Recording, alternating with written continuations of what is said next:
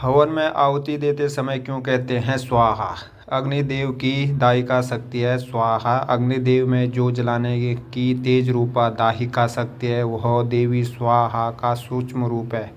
हवन में आहुति में दिए गए पदार्थों का परिपाक भस्म कर देवी स्वाहा ही उसे देवताओं को आहार के रूप में पहुंचाती है।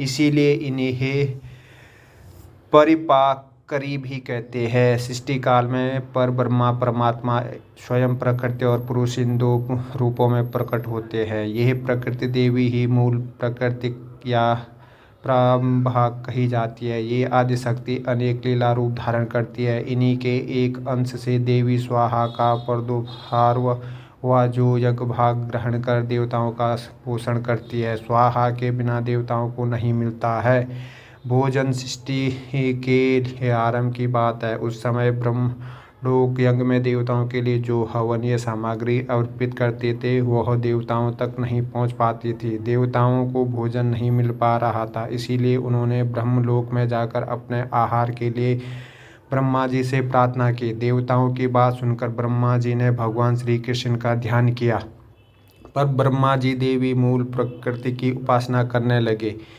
इससे प्रसन्न होकर देवी मूल प्रकृति की कला से देवी स्वाहा प्रकट हो गई और ब्रह्मा जी से वर मांगने को कहा। ब्रह्मा जी ने कहा, आप अग्निदेव की दाहिका शक्ति होने की कृपा करें। आपके बिना अग्नि आहुतियों को भस्म करने में असमर्थ है। आप अग्निदेव की गृह स्वामिनी बनकर लोक पर उपकार करें।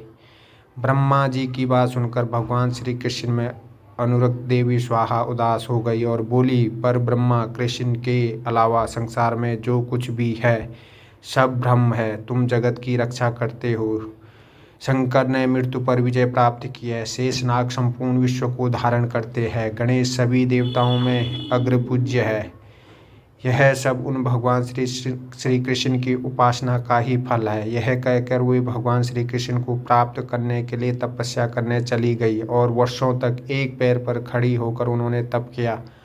उनकी तपस्या से प्रसन्न होकर भगवान श्री कृष्ण प्रकट हो गए। देवी स्वाहा के तप के अभिप्राय को जानकर भगवान श्री कृष्ण ने कहा, तुम वराह कल्प में मेरी प्रिय बनोगी और तुम्हारा नाम नागजीति होगा। राजा नगजीत तुम्हारे पिता होंगे।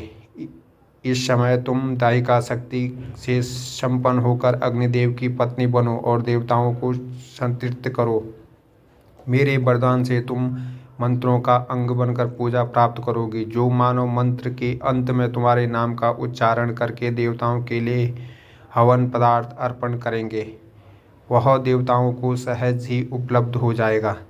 देवी स्वाहा बनी अग्निदेव की पत्नी। भगवान श्री कृष्ण की आज्ञा से अग्निदेव का देवी स्वाहा के साथ विवाह संस्कार हुआ। शक्ति और शक्तिमान के रूप में दोनों प्रतिष्ठित होकर जगत के कल्याण में लग गए। तब से ऋषि मुनि और ब्रह्मांड मंत्रों के साथ स्वाहा का उच्चारण करने में अग्नि में आहुति देने लगे और वह भव्य पदार्थ देवताओं को आहार रूप में प्राप्त होने लगा। जो मनुष्य स्वाहा युक्त मंत्र का उच्चारण करता है उसे मंत्र पढ़ने मात्र से ही सिद्धि प्राप्त हो जाती है।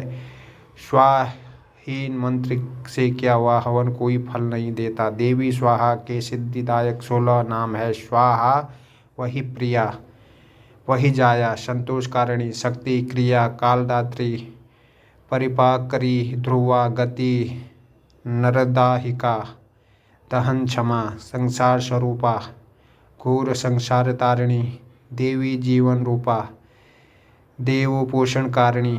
इन नामों के पाठ करने वाले मनुष्य का कोई भी शुभ कार्य अधूरा नहीं रहता। वो समस्त सिद्धियों व मनोकामनाओं को प्राप्त कर लेता है। अगर कहानी आप लोगों को अच्छी लगे तो लाइक, शेयर और चैनल को सब्सक्राइब और बेल आइकन ज़रूर प्रेस करें ताकि अगली कहानी आप लोगों तक आसानी से पहुंच सके। तो बहुत बहुत धन्यवाद।